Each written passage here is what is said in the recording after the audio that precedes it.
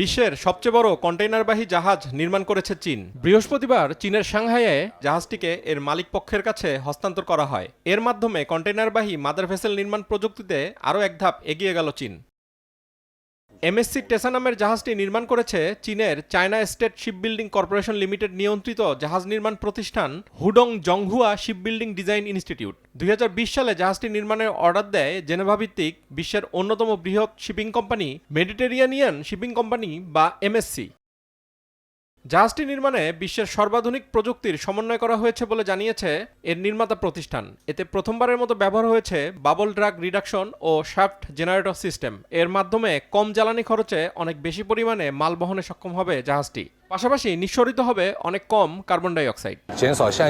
এই জাহাজটি এ ধরনের অন্য জাহাজ থেকে 3 থেকে 4% কম কার্বন নিঃসরণে সক্ষম। এর মাধ্যমে বছরে প্রায় 6000 টন কার্বন কম নিঃসরণ করবে জাহাজটি।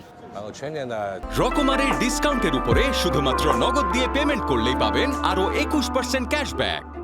400 মিটার দৈর্ঘ্য ও 33.2 মিটার গভীরতা বিশিষ্ট দ্বৈতাকৃতির জাহাজটির ডেকের আয়তন 4টি ফুটবল মাঠের সমান। এতে বহন করা যাবে 24,116টি 20 ফিট ইকুইভ্যালেন্ট ইউনিট বা টিইইউ কন্টেইনার। প্রায় 22 তলা ভবনের সমান উঁচু জাহাজটি সব মিলিয়ে 2,40,000 টন কার্গো বহনে সক্ষম। এর মাধ্যমে বিশ্বের সবচেয়ে বড় কন্টেইনারবাহী জাহাজে পরিণত হয়েছে এমএসসি টেসা। হালকা প্রকৌশল পণ্য থেকে শুরু করে ভারী শিল্পপণ্য বহনে সক্ষম জাহাজটি মূলত এশিয়া ও ইউরোপের শিপিং রুটে চলাচল করবে।